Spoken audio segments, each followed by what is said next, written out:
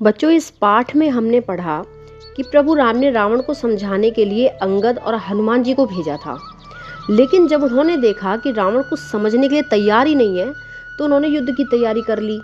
सारे बंदर जय श्री राम के नारे लगाते हुए लंका के ऊंचे ऊंचे किलों पर चढ़ गए।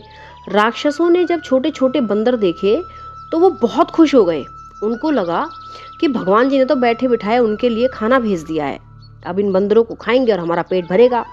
ये सोचकर वो जोर जोर से हंसने लगे। सारे राक्षस जोर जोर से हंसने लगे।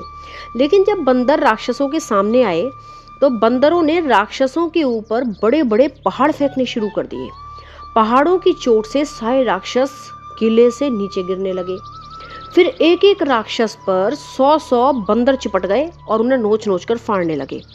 फिर हनुमान जी और अंगद जब पहाड़ को उठाकर किले पर चढ़ गए तो सारे राक्षस उन महाशक्तिशाली वानरों को देखकर डर के मारे वापस भागने लगे।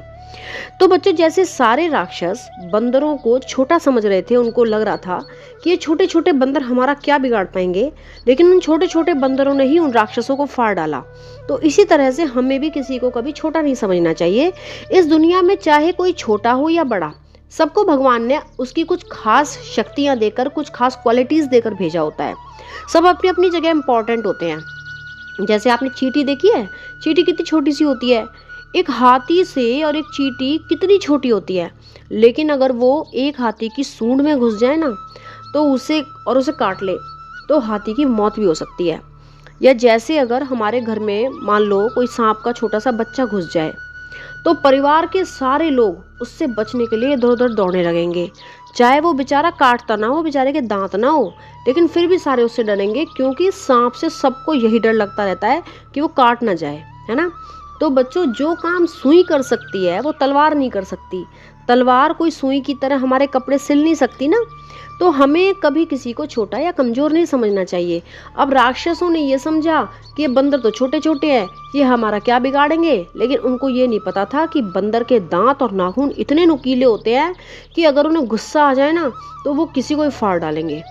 इसीलिए तो जिन बंदरों को राक्षस अपना भोजन समझकर खुश हो रहे थे, उन्हीं बंदरों ने राक्षसों को चीर फाड़ के तड़पा तड़पा के मार डाला। तो बच्चों, भगवान राम कहते हैं हमें किसी को छोटा समझकर या कमजोर समझकर उसका अपमान नहीं करना चाहिए, बल्कि हमें सबका सम्मान करना चाहिए। जय सिया राम, जय जय सिया राम, जय रघुनंदन जय घनश्याम, जानकी वल्लभ सीता राम, जब बोलो तब राम ही राम, राम संवारे सबके काम, राम करेंगे पूर्ण काम।